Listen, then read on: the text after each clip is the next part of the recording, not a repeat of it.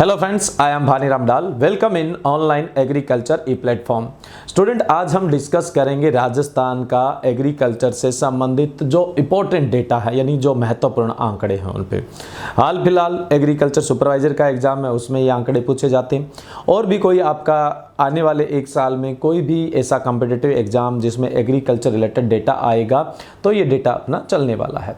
ये मान लो कि इस 2021-22 के लिए आंकड़े आपके लिए सफिशेंट है। तो इम्पोर्टेंट आंकड़े हैं। जनरली हर एग्जाम में 2 क्वेश्चन, जैसे राजस्थान स्टेट का अगर कोई एग्जाम है तो 2 से 3 क्वेश्चन इसे पूछे जा सकते हैं। तो सबसे पहले अपने राजस्थान का जो जनरल इंट्रोडक्शन है उससे संबंधित बात करते हैं, सामान्य परिचय, फिर अपने प्योर एग्रीकल्चर डेटा पे आ जाएंगे। डेटा ये भी इंपॉर्टेंट है, डेटा अगला भी इंपॉर्टेंट है। देखो, राजस्थान का भौगोलिक क्षेत्र है 3.42 लाख वर्ग किलोमीटर। 3.42 लाख वर्ग किलोमीटर, जो कुल देश के भौगोलिक क्षेत्र का 10.41% है। अपने देश का जितना भौगोलिक क्षेत्र है उसका 10.41% हिस्सा है वो राजस्थान है, यानी राजस्थान देश का सबसे बड़ा राज्य है। ठीक है, और इसके अंदर कुल देश की 5.66% आबादी निवास करती है। 5.66% आबादी निवास करती है। राजस्थान में वनों का क्षेत्र बहुत कम है, 32,737 वर्ग किलोमीटर है, जो कुल भौगोलिक क्षेत्र का केवल 9.57% है। 9.57%। देखो, हमारी जो तीसरी वन नीति आई थी वो ही चल रही है अभी। 1988 में आई थी, उससे पहले 1952 में थी, उससे पहले आज़ादी से पहले थी। तो अभी 1952 वाली में कमियां थी, तो 1988 में तीसरी वन नीति आई थी। तीसरी वन नीति ने यह कहा कि मैदानी हिस्से में वनों का प्रतिशत 33 होना चाहिए और पहाड़ी क्षेत्रों में वनों का प्रतिशत 66 होना चाहिए, 66 होना चाहिए। उसकी तुलना में करें तो 3 गुना से भी कम है, 9.57% है। कुल भौगोलिक क्षेत्र का केवल 9.57% ही वन है, जो बहुत कम है ना, बहुत कम है। अभी हमें प्लांटेशन की बहुत ज्यादा नीड है, हमें सोचना चाहिए इस पे। राजस्थान में देश का 3.83% ही वन है। अब देश का सबसे बड़ा राज्य राजस्थान, लेकिन वन का हिस्सा ओनली 3.83%। अगर आप क्षेत्रफल की दृष्टि से जाएंगे तो भारत में सबसे ज्यादा जो वन क्षेत्र है वो मध्य प्रदेश के अंदर है। ठीक है, मध्य प्रदेश में है। नेक्स्ट अपने बात करें, राजस्थान में शुद्ध बोने योग्य क्षेत्र नेट एरिया सोवन जो है वो 18,24,000 हेक्टेयर है। 18,24,000 हेक्टेयर है। अब ये नेट एरिया सोवन क्या है अभी अपने बात करेंगे, बट उससे पहले एक आगे वाली लाइन, तथा सकल बोया गया क्षेत्र जो है, यानी ग्रोस क्रॉप्ड एरिया है या फिर ग्रोस एरिया सोवन अपने बोल दें तो वो है 25,014,000 हेक्टेयर है। 25,014,000 हेक्टेयर है। यहाँ 2 एरिया है, एक सकल बोया गया और दूसरा है शुद्ध बोने योग्य। इसको कैसे समझेंगे, देखो हम एक एग्जांपल लेते हैं। आपके पास जमीन है 10 हेक्टेयर और बिल्कुल सही है, बंजर नहीं है। आपके पास अगर संसाधन पूरे होते हैं, पानी वानी पूरा मिलता है खेत को, तो आप 10 का 10 हेक्टेयर इसको बो देंगे ना। तो ये आपके पास 10 हेक्टेयर है, वो बोने योग्य जमीन है। ये है शुद्ध बोने योग्य जमीन। नेट एरिया 100 है 10 हेक्टेयर। पानी नहीं आए तो बात अलग है, बाकी आप तो कितना बो सकते हैं, पानी संसाधन पूरे हैं तो आप 10 हेक्टेयर बो सकते हैं। तो नेट एरिया 100 आपके पास कितना है, 10 हेक्टेयर है। ठीक है, अब क्या है, एक कृषि वर्ष में, एक कृषि वर्ष बोले तो 1 जुलाई से लेकर अपने 31 मई तक, इसको चाहे आप 2 बार बो, 3 बार, जितनी बार बोगे उतनी बार इसकी गणना कर लोगे। जितनी बार बोगे इसको, जितनी बार इसमें सॉविंग करोगे उतनी बार गणना कर लोगे। खरीफ में मान लो आपके पास अच्छा पानी है क्योंकि मानसून के टाइम होता है, 10 हेक्टेयर आपने पूरा बो दिया। रबी में सिंचाई का पानी कम था, आपने 6 हेक्टेयर ही बोया, और जायद के अंदर पानी और कम था, सिर्फ आपने कितना बोया, 2 हेक्टेयर बोया। टोटल कितना बो दिया इसको आपने, 18 हेक्टेयर बो दिया। टोटल कितना बो दिया आपने इसको, 18 हेक्टेयर बो दिया। ठीक है, थोड़ा सा हो सकता है मार्कर आपको नहीं दिख रहा हो। मैंने कहा खरीफ में मानसून था इसलिए आपने 10 हेक्टेयर बो दिया, रबी में सिंचाई पर निर्भर था, पानी कम था, 6 हेक्टेयर बो दिया, और जायद में और भी पानी कम था तो आपने कितना बो दिया, 2 हेक्टेयर बो दिया। इसका मतलब एक कृषि वर्ष में आपने इसको कितना बो दिया, 10 हेक्टेयर को 18 हेक्टेयर बो दिया। तो ये जो 18 हेक्टेयर आया है ये तो है सकल बोया गया क्षेत्र है, सकल ग्रोस क्रॉप्ड एरिया। और आपके पास जमीन कितनी है, 10 हेक्टेयर, इसको हम क्या बोलेंगे, शुद्ध बोने योग्य, नेट एरिया 100 बोलते हैं। अब क्या होता है, देखो जनरली आप फसल सघनता प्रतिशत निकालते हैं तो फसल सघनता प्रतिशत निकालते हैं, उसको किस तरह से कैलकुलेट किया जाता है? आप नीचे तो लिखेंगे नेट एरिया सोवन, यानी आपके पास शुद्ध बोने योग्य जमीन कितनी है। ऊपर क्या लिखेंगे? ग्रॉस क्रॉप्ड एरिया, यानी आपने इसको एक कृषि वर्ष में कितना बो दिया है। ये क्या हो जाएगा? आपका सकल बोया गया क्षेत्र। अगर आप इस तरह से करेंगे तो आपका फसल सघनता प्रतिशत आ जाता है, क्रॉप इंटेंसिटी परसेंटेज आ जाता है, यानी सकल बोया गया क्षेत्र बटा शुद्ध बोने योग्य क्षेत्र इंटू 100 करोगे तो फसल सघनता आ जाती है। और राजस्थान की फसल सघनता हाल फिलहाल 139% है। राजस्थान की जो फसल सघनता है वो हाल फिलहाल 139% है, 139% है। अगर भारत की फसल सघनता आप देखेंगे तो भारत की जो फसल सघनता है वो कितनी है? 142, यानी भारत की फसल सघनता से थोड़ा कम है, क्योंकि राजस्थान जो है वो एक शुष्क जलवायु के अंदर आता है। आपको पता है अच्छी खेती के लिए पानी होना बहुत जरूरी है। अब फसल सघनता पंजाब में पानी बहुत है, तो पंजाब में सबसे ज्यादा फसल सघनता है, लगभग 189% है। राजस्थान में पानी कम है, इसलिए फसल सघनता कितनी है? 139% है। नेक्स्ट चलें अपने डेटा पे। उम्मीद है आपको समझ में आया होगा। ये वो डेटा है जो सबसे शानदार और एग्जाम में आपसे पूछा जाता है। राजस्थान में उर्वरकों का उपयोग। अगर हम राजस्थान में उर्वरकों के प्रयोग की बात करें, पहले तो कुल जो मात्रा है, कुल कितना उर्वरक उपयोग में लिया जाता है। सबसे पहले अपने बात करें नाइट्रोजन। नाइट्रोजन का उपयोग होता है 10.76 लाख मीट्रिक टन, फास्फोरस का 4.08 लाख मीट्रिक टन, पोटास का 0.39 लाख मीट्रिक टन, और कुल जो उर्वरकों की खपत है राजस्थान में वो है 15.23 लाख मीट्रिक टन है। इसका 2/3 भाग अकेला कौन सा है? नाइट्रोजन है। तो सबसे ज्यादा अपने यहाँ कौन से उर्वरक काम में लिए जाते हैं? नाइट्रोजन युक्त उर्वरक काम में लिए जाते हैं। अब अपने बात करें प्रति हेक्टर उर्वरकों की खपत। राजस्थान की बात चल रही है, राजस्थान का डेटा चल रहा है। राजस्थान में प्रति हेक्टर उर्वरकों की खपत कितनी है? अगर नाइट्रोजन की बात करें तो नाइट्रोजन की खपत है 42.9 kg प्रति हेक्टेयर, 42.9 kg प्रति हेक्टेयर।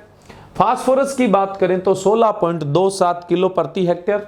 पोटास की बात करें तो 1.57 किलो प्रति हेक्टेयर उर्वरकों की खपत है। देखो सबसे ज्यादा किसकी है? नाइट्रोजन की। राजस्थान में अगर हम देखें कि प्रति हेक्टेयर उर्वरकों की खपत कितनी होती है सभी को मिला के, तो ये होती है 60.74 किलो, 60.74 किलो। भारत का देखें तो लगभग 133-134 किलो के आसपास है। उसकी तुलना से तो राजस्थान में उर्वरकों का प्रति हेक्टर जो खपत होती है वो बहुत कम होती है।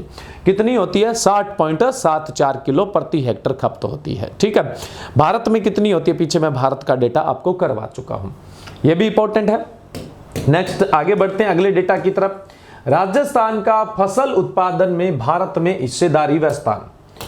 क्षेत्रफल में भी बात करेंगे और हम उत्पादन में भी बात करेंगे। देखो अगर हम बात करें गेहूं की, तो गेहूं का जो राजस्थान में क्षेत्रफल है, भारत में जितना गेहूं लगता है उसका जो राजस्थान में क्षेत्रफल है वो 10.29% है। कितना है? 10.29% है। और क्षेत्रफल के हिसाब से देखा जाए तो राजस्थान का गेहूं के क्षेत्रफल में भारत में चौथा स्थान है। वहीं पर हम उत्पादन की बात करें तो उत्पादन में भारत के अंदर, ये यहां पे भारत लिखना था, भारत के अंदर जितना गेहूं का उत्पादन होता है उसका 10.27% राजस्थान से होता है, और राजस्थान का गेहूं उत्पादन के अंदर भारत में 5वां स्थान है। वहीं पे हम बात करें बाजरा। बाजरा तो आपको पता है क्षेत्रफल और उत्पादन दोनों ही पूरे भारत में सबसे ज्यादा राजस्थान में है। बाजरे का जो भारत का क्षेत्रफल है, यानी भारत में जितना बाजरा लगता है उसका 60.32% क्षेत्र अकेला राजस्थान में है, और क्षेत्रफल की दृष्टि से भारत में इसका स्थान भी कौन सा है? पहला है। अगर भारत में जितना बाजरा उत्पादन होता है उसका 44.22% जो है वो अकेला राजस्थान में उत्पादित होता है, और बाजरा के उत्पादन में भी राजस्थान का भारत में पहला स्थान है। ठीक है, नेक्स्ट अपने बात करें मक्का। जितना मक्का का भारत में क्षेत्रफल है उसका 9.33% अकेला राजस्थान में, और मक्का के क्षेत्रफल में राजस्थान का भारत में चौथा स्थान है। वहीं पर अगर हम उत्पादन की बात करें तो मक्का का देश का जितना उत्पादन है उसका 7.19% है वो राजस्थान उत्पादित करता है और मक्का उत्पादन के अंदर राजस्थान का भारत में छठा स्थान है। नेक्स्ट अपने बात करें मोटे अनाज की। अगर मोटे अनाज की बात करें, न्यूट्रीसीलियर या जिसको कोर सीरियल बोल देते हैं, तो ये सबसे ज्यादा क्षेत्रफल और उत्पादन है जो वो भारत में ही होता है। कुल देश का जो मोटे अनाज का क्षेत्रफल है उसका 25.56% अकेला भारत में है और क्षेत्रफल के मामले में मोटे अनाज के अंदर राजस्थान की भारत में पहली रैंक है। अगर उत्पादन की भी बात करें, भारत में जितना मोटा अनाज उत्पादित होता है उसका 16.44% है वो अकेला राजस्थान उत्पादित करता है और उत्पादन में राजस्थान का प्रथम स्थान है। नेक्स्ट अपने बात करें चने की। देखिए, पूरे भारत का जितना चने का क्षेत्रफल है उसका 16.92% क्षेत्रफल राजस्थान में है, यानी चने के क्षेत्रफल में राजस्थान का देश में दूसरा स्थान है। वहीं पे राजस्थान जो है वो देश का कुल 17.39% चना उत्पादित करता है और राजस्थान की पोजीशन भारत में दूसरे नंबर पे है। इसी तरह से हम कुल दलहन की बात करें तो कुल दलहन का देश का जो क्षेत्रफल है उसका 20.34% अकेला राजस्थान में है और उत्पादन में जो स्थिति है वो कौन सी है? दूसरी है। पहली मध्य प्रदेश की है, बट आने वाले टाइम में पहली स्थिति राजस्थान की होगी, इस बात में कोई डाउट नहीं है। और कुल दलहन का, देश के कुल दलहन का राजस्थान उत्पादित करता है 15.71 और जो उत्पादन है उसमें राजस्थान का भारत में स्थिति है दूसरी। अगली जो अनुमानित लिस्ट आई है उसके अंदर जो दलहन उत्पादन है उसमें राजस्थान टॉप बताया जा रहा है, मध्य प्रदेश को चेक कर रहा है, क्योंकि मध्य प्रदेश है वो फर्स्ट पोजीशन पे है उत्पादन के मामले में दलहन और राजस्थान दूसरे में, ये राजस्थान का डेटा। बट जो अगली एस्टिमेशन जो लिस्ट है उसके अंदर जो है वो राजस्थान फर्स्ट पोजीशन में आ रहा है उत्पादन के मामले में। चलो वो बाद की बात है, बट अभी आपको इतना ही ध्यान रखना है। नेक्स्ट और भी फसलों की अगर अपने बात करें, और फसलों की बात करें तो सरसों। देश में सबसे ज्यादा जो सरसों उत्पादन होता है वो राजस्थान में ही होता है और क्षेत्रफल भी सबसे ज्यादा राजस्थान में। देश की कुल सरसों का 38.07% जो सरसों है वो राजस्थान में उगाया जाता है, यानी क्षेत्रफल में राजस्थान की फर्स्ट पोजीशन है। वहीं पर अगर मैं उत्पादन की बात करूं तो उत्पादन में जो हिस्सेदारी है पूरे देश में राजस्थान की वो है 43.69% और उत्पादन में जो स्थान है वो फर्स्ट है। नेक्स्ट अपने बात करें मूंगफली। देखिए, भारत का जितना मूंगफली का क्षेत्रफल है उसका 14.01% जो क्षेत्र है वो राजस्थान में है और राजस्थान का मूंगफली के क्षेत्रफल में तीसरा स्थान है और देश के कुल मूंगफली उत्पादन में राजस्थान की हिस्सेदारी 20.65% है और मूंगफली उत्पादन में राजस्थान का भारत में दूसरा स्थान है। नेक्स्ट अपने बात करें सोयाबीन। सोयाबीन जो है, देश में जितना सोयाबीन का क्षेत्रफल है उसका 8.22% है वो राजस्थान में है। राजस्थान का सोयाबीन के क्षेत्रफल में देश में तीसरा स्थान है। पहला स्थान आप अच्छी तरह जानते हैं मध्य प्रदेश है और मध्य प्रदेश एक तरफा सोयाबीन का उत्पादन करता है, इसलिए फोर्ट ऑफ सोयाबीन यानी सोयाबीन का किला मध्य प्रदेश को ही कहा जाता है। भारत के अंदर अगर अपनी बात करें, जो सोयाबीन उत्पादन है उसका 8.48% जो उत्पादन करता है वो अकेला राजस्थान करता है और उत्पादन में जो हिस्सेदारी है वो 8.48% है और उत्पादन में जो स्थान है वो तीसरा है। ये यहाँ पे करेक्शन करने वाला है भारत, ये ना, ठीक है। नेक्स्ट अपने बात करें कुल तिलहन। देश के कुल तिलहन के क्षेत्रफल में राजस्थान का योगदान है 17.11% और तिलहन उत्पादन में जो स्थान है वो दूसरा है। क्षेत्रफल में भारत में तिलहन के क्षेत्रफल में राजस्थान का दूसरा स्थान है और क्षेत्रफल में हिस्सेदारी कितनी है? 17.11% है। क्षेत्रफल में हिस्सेदारी कितनी है? 17.11% है। वहीं पे अगर हम बात करें उत्पादन में हिस्सेदारी कितनी है, तो राजस्थान की भारत में तिलहन उत्पादन में जो हिस्सेदारी है वो कितनी है? 21.47। कितनी है? 21.47% हिस्सेदारी है उत्पादन में और तिलहन उत्पादन के अंदर राजस्थान का भारत में दूसरा स्थान है। वहीं पर अगर अपने कपास की बात करें तो कपास का कुल क्षेत्रफल जो भारत में कुल क्षेत्रफल है उसका 4.97% जो क्षेत्रफल है वो राजस्थान के अंदर है और राजस्थान का क्षेत्रफल के हिसाब से भारत के अंदर जो पोजीशन है वो कौन सी है? 5वीं। राजस्थान की कपास के क्षेत्रफल में भारत में स्थान कौन सा है? 5वां है। और पूरे भारत का यानी देश का कुल जो कॉटन यानी कपास उत्पादन होता है उसमें राजस्थान की हिस्सेदारी है वो 7.06% है। कितनी हिस्सेदारी है? 7.06% है और कपास उत्पादन में राजस्थान का भारत में 5वां स्थान है। ग्वार की बात करें तो ग्वार तो एक तरफा है, सबसे ज्यादा क्षेत्रफल और जो उत्पादन है वो राजस्थान में ही होता है। लगभग क्षेत्रफल और उत्पादन दोनों में ही 78% हिस्सेदारी है। क्षेत्रफल और उत्पादन दोनों में ही लगभग 78% हिस्सेदारी है। ग्वार उत्पादन में जो है वो भारत में जो प्रथम है वो कौन सा है? राजस्थान है। सबसे ज्यादा ग्वार उत्पादन पूरे देश में होता ही कहां पर है? राजस्थान के अंदर होता है। ठीक है, तो ये और भी कुछ इंपॉर्टेंट आंकड़े थे। अब अपने बात करें राजस्थान में मुख्य फसलों की उत्पादकता की बात करें यानी प्रोडक्टिविटी का मतलब क्या होता है? प्रति हेक्टर जो उत्पादन है हम उसको क्या बोल देते हैं? प्रोडक्टिविटी बोल देते हैं, उत्पादकता बोल देते हैं। तो सबसे पहले उत्पादकता है वो किलो प्रति हेक्टर के अंदर है। उत्पादकता है वो किलो प्रति हेक्टर के अंदर है। गेहूं की जो देखो राजस्थान में सबसे ज्यादा जो अनाज होता है, खाद्यान्न होता है, वो गेहूं होता है और दूसरा बाजरा है। राजस्थान का मुख्य जो खाद्यान्न है वो कौन सा है? गेहूं है और दूसरा कौन सा है? बाजरा। राजस्थान में सबसे ज्यादा लोग कौन सा अनाज या खाद्यान्न खाते हैं? तो गेहूं ही खाते हैं। गेहूं की जो उत्पादकता है वो है 3501 किलो प्रति हेक्टेयर है। और गन्ने को छोड़ दो, गन्ने को छोड़ के फसलों के अंतर्गत सबसे ज्यादा जो उत्पादकता है वो गेहूं की है। भारत में भी गन्ने को छोड़कर सभी फसलों में अगर सबसे ज्यादा, सस्य विज्ञान की फसलों की बात कर रहा हूं मैं, सस्य विज्ञान की फसलों में सबसे ज्यादा जो उत्पादकता है वो गेहूं की है। और राजस्थान में भी फसलों के अंतर्गत जो सबसे ज्यादा उत्पादकता है वो किसकी है? गेहूं की है। यानी कितनी है? 3501 किलो प्रति हेक्टेयर है। अगर उत्पादकता में राजस्थान का भारत में स्थान देखा जाए तो कौन सा है? तीसरा है। बाजरा की बात करें तो प्रति हेक्टर 911 किलो होता है और भारत में उत्पादकता में कौन सा स्थान है? 7वां स्थान है। मक्का की जो उत्पादकता है वो प्रति हेक्टर 2285 किलो है और उत्पादकता के अंदर राजस्थान का भारत में 8वां स्थान है। मोटे अनाज की बात करें तो मोटे अनाज का जो राजस्थान में उत्पादकता है वो 1209 किलो प्रति हेक्टेयर है और मोटे अनाज की उत्पादकता में राजस्थान की भारत में 13वीं पोजीशन है, बहुत पीछे है। नेक्स्ट है चना। चने की जो उत्पादकता है वो राजस्थान की कितनी है? 1103 किलो प्रति हेक्टेयर है, जिसका भारत के अंदर जो स्थान है वो 6ठा है।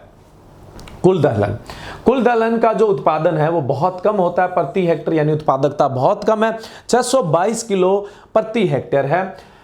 अगर हम देखें कि भारत के अंदर दलहन की उत्पादकता में राजस्थान का स्थान तो वो कौन सा है? 10वां है। नेक्स्ट अपने बात करें सरसों। देखिए सरसों की जो उत्पादकता है राजस्थान की वो प्रति हेक्टर है 1720 किलो और भारत के अंदर जो पोजीशन है वो कौन सी है? तीसरी पोजीशन है। नेक्स्ट अपने बात करें मूंगफली की जो राजस्थान की उत्पादकता है वो 2053 किलो प्रति हेक्टेयर है और देश में जो स्थान है उत्पादकता के मामले में वो तीसरा स्थान है। नेक्स्ट अपने बात करें सोयाबीन की प्रति हेक्टर जो उत्पादकता है 1254 किलो है और देश में सोयाबीन की उत्पादकता में राजस्थान का चौथा स्थान है। नेक्स्ट अपने बात करें कुल तिलहन की उत्पादकता है वो 1535 किलो प्रति हेक्टेयर है और देश में जो उत्पादकता में स्थान है वो कौन सा है? चौथा स्थान है। नेक्स्ट अपने बात करें कपास की जो उत्पादकता है वो प्रति हेक्टर 548 किलो है। कितनी है? 548 किलो। यानी दलहन की और कपास की उत्पादकता है वो राजस्थान की बहुत कम है और देश में उत्पादकता में कौन सा स्थान है? चौथा स्थान है। आप देखेंगे कि राजस्थान का उत्पादकता में कहीं भी पहला और दूसरा स्थान है ही नहीं। क्यों? क्योंकि राजस्थान में पानी की कमी है, जिसकी वजह से जो उत्पादकता है, प्रोडक्टिविटी है, वो कम आती है। राजस्थान में पानी की कमी है, शुष्क जलवायु है, इसलिए यहां प्रोडक्टिविटी कम देखने को मिलती है। नेक्स्ट अपने बात करें सकल सिंचित क्षेत्र में सिंचाई के स्रोत। ये सफल लिखा हुआ है, सफल नहीं है, सकल है। ठीक है, ये टाइपिस्ट की गड़बड़ हो जाती है। सकल यहां लिख देता हूं मैं, सकल सिंचित क्षेत्र में सिंचाई के स्रोत। और दूसरा मैंने दे रखा है कुल सिंचित क्षेत्र में सिंचाई के स्रोतों का योगदान। सकल सिंचित क्षेत्र में सिंचाई स्रोतों का योगदान और कुल सिंचित क्षेत्र में सिंचाई स्रोतों का योगदान, दोनों में डिफरेंस क्या है? एक तो क्या है? सकल सिंचित क्षेत्र में सिंचाई स्रोतों का योगदान है, दूसरा कुल सिंचित क्षेत्र में सिंचाई के स्रोतों का योगदान है। देखिए आपके पास मान लो जमीन, हम वही एग्जाम्पल ले लेते हैं, कितना है? 10 हेक्टेयर है। 10 हेक्टर में से आपकी जो जमीन है वो सिंचित कितनी है? 8 हेक्टर जो जमीन है वो सिंचित है। 8 हेक्टर में आपकी जमीन को पानी मिलता है। कभी कभार नहर नहीं आई है तो नहीं मिले तो बात अलग। वैसे 8 आपकी सिंचित है, 8 हेक्टेयर। 8 हेक्टेयर आपकी सिंचित है, इसको हम बोलेंगे कुल सिंचित क्षेत्र या फिर नेट इरिगेटेड एरिया बोलते हैं। तो आपके पास नेट इरिगेटेड एरिया कितना है? 8 हेक्टेयर है। अब एक कृषि वर्ष के अंदर, वही 1 जून से लेकर 31 मई तक आप इसको खरीफ में कितना सिंचते हैं, रबी में कितना सिंचते हैं और जायद में कितना सिंचते हैं, उनके योग को अपने क्या बोल देते हैं? सकल सिंचित क्षेत्र बोलते हैं। मान लो खरीफ में पानी अच्छा था, 8 का 8 हेक्टेयर आपने सिंचित किया, रबी में पानी कम था, 4 हेक्टेयर ही सिंचित हो पाया, और जायद में और पानी कम था, 3 हेक्टेयर ही सिंचित हो पाया। टोटल आपने कितना सिंचित कर दिया इसको? 15 हेक्टेयर। एक साल में आपने इसकी 15 हेक्टेयर सिंचाई की है। तो ये 15 हेक्टेयर तो क्या है? सकल सिंचित क्षेत्र है। और आपकी जो जमीन है, नेट इरिगेटेड एरिया है उसके अंदर, यानी कुल सिंचित या शुद्ध सिंचित क्षेत्र है, वो कितना है? 8 हेक्टेयर है। और आपसे जो सिंचाई के स्रोत पूछे जाते हैं वो हमेशा नेट इरिगेटेड एरिया के हिसाब से पूछे जाते हैं, कुल सिंचित क्षेत्र के आधार पर पूछे जाते हैं। आपके मन में कोई डाउट नहीं है, इसलिए मैंने आपके मन में कोई डाउट न हो इसके लिए मैंने ये डेटा दिया है। बाकी ये डेटा आपको नहीं पढ़ना है, आपको डेटा पढ़ना है ये कुल सिंचित क्षेत्र के आधार पर सिंचाई के स्रोत पूछे जाते हैं। तो राजस्थान में ट्यूबवेलों द्वारा कुल सिंचित क्षेत्र का 47.64% सिंचित होता है। यानी राजस्थान में सबसे मेन जो सिंचाई के स्रोत है वो कौन से हैं? ट्यूबवेल है। दूसरे नंबर पे आते हैं कुएं। कुल सिंचित क्षेत्र का 25.88% कुओं द्वारा सिंचित किया जाता है। तीसरा नंबर आता है नहरों का। देखो, नहरों द्वारा राजस्थान का कुल सिंचित क्षेत्र का 24.13% हिस्सा है वो सिंचित किया जाता है। और टैंक की बात करें तो बहुत कम, 0.85%। बाकी जो भी तालाब, बावड़ी, झील, झरने बच गए अन्य, उनके द्वारा कुल सिंचित क्षेत्र का 1.50% हिस्सा है वो सिंचाई किया जाता है। इसका मतलब राजस्थान में सिंचाई का सबसे मुख्य स्रोत है ट्यूबवेल, दूसरे नंबर पे कुएं और तीसरे नंबर पे कौन से हैं? नहरें। ये याद रखना है आपको, ये इंपॉर्टेंट है। ऊपर वाला डेटा नहीं देखना है आपको, क्योंकि ऊपर वाला जो है वो ग्रोस इरिगेटेड एरिया के हिसाब से है, सकल सिंचित क्षेत्र के हिसाब से, और सकल सिंचित क्षेत्र आपसे पूछा नहीं जाता है। नेक्स्ट है अब centre of excellence. Centre of excellence या उत्कृष्टता जांच केंद्र। सेंटर ऑफ एक्सीलेंस या उत्कृष्टता जांच केंद्र बनाने का उद्देश्य क्या है? ताकि फल, सब्जियां या जो भी अपने एग्रीकल्चर कमोडिटी है उसमें उसकी क्वालिटी को जांच किया जा सके, उसकी क्वालिटी को एश्योर किया जा सके और गुणवत्ता वाला उत्पादन किया जा सके। तो इसके लिए राज्य सरकार ने कुछ उत्कृष्टता जांच केंद्र खोले हैं। तो कौन सा उत्कृष्टता जांच केंद्र कहाँ पर बनाया गया है, ये सीधा सा क्वेश्चन आता है। जैसे पहले आया था क्वेश्चन, पिछले सुपरवाइजर के एग्जाम में आया था, अनार का उत्कृष्टता जांच केंद्र कहाँ पे है? तो डिंडोन, बस्सी, जयपुर के अंदर है ना। तो इस तरह से सीधा डायरेक्ट क्वेश्चन आ जाता है। तो अपने देखते हैं centre of excellence for citrus, यानी नींबू वर्गीय फलों के लिए उत्कृष्टता जांच केंद्र कहां पर है? यह है नानता कोटा के अंदर। कहां पर है? नानता कोटा में। नेक्स्ट है centre of excellence for pomegranate, यानी अनार के लिए उत्कृष्टता जांच केंद्र कहां पर है? मैंने अभी बताया था डिंडोन, बस्सी, जयपुर के अंदर है। नेक्स्ट अपने बात करें centre of excellence for dragon fruit, यानी जो ड्रैगन फ्रूट है, ड्रैगन फ्रूट एक सकुलेंट्स प्लांट है जो राजस्थान में नया अभी एक तरह से आयात हुआ है, और ये राजस्थान के अंदर इजराइल से इंट्रोड्यूस हुआ है। शुष्क जलवायु का फल है और मार्केट में अभी फिलहाल इसका बहुत क्रेज है। क्यों क्रेज है? क्योंकि अब बड़े स्केल पे अभी इसको नहीं लगाया जा रहा है, तो ये बहुत कम अवेलेबल है। इसलिए एक फ्रूट का जो जनरली प्राइस है वो आपको लगभग 150 रुपये, 125 रुपये, 100 रुपये देना पड़ता है। जब इसका कल्टीवेशन नॉर्मल हो जाएगा तो समझ लो कि फिर इसका जो प्राइस है वो जनरली डाउन हो जाएगा। तो सेंटर ऑफ एक्सीलेंस, ध्यान रखना ये कहां से भारत में इंट्रोड्यूस हुआ है? इजराइल से। एक सकुलेंट्स प्लांट है। सकुलेंट समझते हो क्या आप? जैसे एलवीरा आपने देखा है ना, वो सकुलेंट्स है। नागफनी आपने देखी है, वो कैक्टस है। उसको तोड़ोगे तो अंदर से सूखा है, वो कैक्टस है। अगर उसके अंदर रस है, यानी उसके अंदर तरल है, जेल जैसा है, तो उसको सकुलेंट्स। ये एक सकुलेंट्स प्लांट है। कहां से इंट्रोड्यूस हुआ है? इजराइल से। जोजोबा भी इजराइल से इंट्रोड्यूस हुआ था ना, बायोडीजल जो प्लांट है। ड्रैगन फ्रूट है, इसका जो सेंटर ऑफ एक्सीलेंस है, उत्कृष्टता जांच केंद्र है, वो डिंडोन, बस्सी, जयपुर के अंदर है। नेक्स्ट है centre of excellence for date palm, यानी खजूर का उत्कृष्टता जांच केंद्र है ना, यह है सागर भोज का जैसलमेर के अंदर है। नेक्स्ट अपने बात करें centre of excellence for guava, अमरूद के लिए उत्कृष्टता जो जांच केंद्र है वो देवड़ावास टोंक के अंदर है। देवड़ावास टोंक के अंदर है। नेक्स्ट है centre of excellence for mandarin, यानी संतरे के लिए उत्कृष्टता जांच केंद्र है झालरा पाटन, झालावाड़ के अंदर। नेक्स्ट है centre of excellence for mango, यानी आम के लिए उत्कृष्टता जांच केंद्र है खेमरी धौलपुर के अंदर है। ठीक है, नेक्स्ट है centre of excellence for vegetables, सब्जियों के लिए उत्कृष्टता जांच केंद्र, यह है अपना बूंदी के अंदर। नेक्स्ट है centre of excellence for custard Apple, यानी सीताफल के लिए उत्कृष्टता जांच केंद्र है चित्तौड़गढ़ के अंदर। Centre of excellence for flowers, यानी फूलों के लिए उत्कृष्टता जांच केंद्र, जो फ्लावर्स है उनके लिए उत्कृष्टता जांच केंद्र है वो है सवाई माधोपुर के अंदर। नेक्स्ट है centre of excellence for organic farming, यानी कार्बनिक खेती के लिए उत्कृष्टता जांच केंद्र जो है वो झालरापाटन झालावाड़ के अंदर है।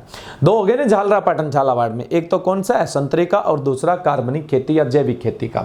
Centre of excellence for medicinal crops, औषधीय फसलों के लिए उत्कृष्टता जांच केंद्र है मालवी उदयपुर के अंदर, मालवी उदयपुर के अंदर है। ठीक है, नेक्स्ट है centre of excellence for floriculture and agro tourism, जो फ्लोरिकल्चर यानी पुष्प विज्ञान और एग्रो टूरिज्म जो है यानी कृषि जो पर्यटन है, पुष्प विज्ञान और कृषि पर्यटन का उत्कृष्टता जांच केंद्र जो है वो सिरोही के अंदर है। ठीक है, नेक्स्ट अपने बात करें लास्ट जो सेंटर ऑफ एक्सीलेंस है कोकोनट यानी नारियल के लिए, वो कहां पे अपना टोंक के अंदर है।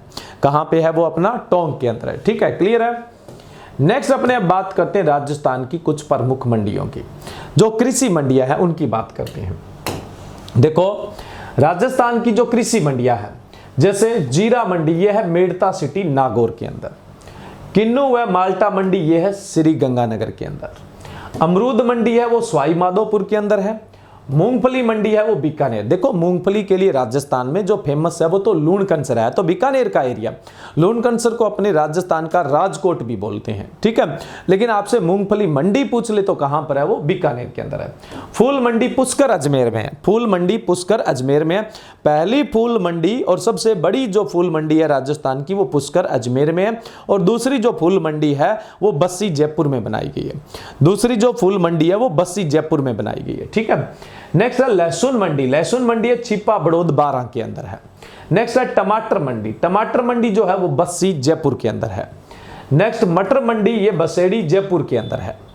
सोनामुखी मंडी जो है वो सोजत पाली में है, और यहीं पर मेहंदी मंडी भी आप अच्छी तरह जानते होंगे। नेक्स्ट संतरा मंडी है वो भवानी मंडी झालावाड़ में है, और प्याज मंडी है वो अलवर के अंदर है, और इसबगोल जिसको आप घोड़ा जीरा बोलते हैं उसकी मंडी जो है भीनमाल जालोर के अंदर है। धनिया मंडी की बात करें तो रामगंज मंडी कोटा में है, और मेहंदी मंडी मैंने अभी बताया था सोजत पाली के अंदर है, और अस्सौ गद्दा मंडी जो है वो रामगंज मंडी कोटा के अंदर है।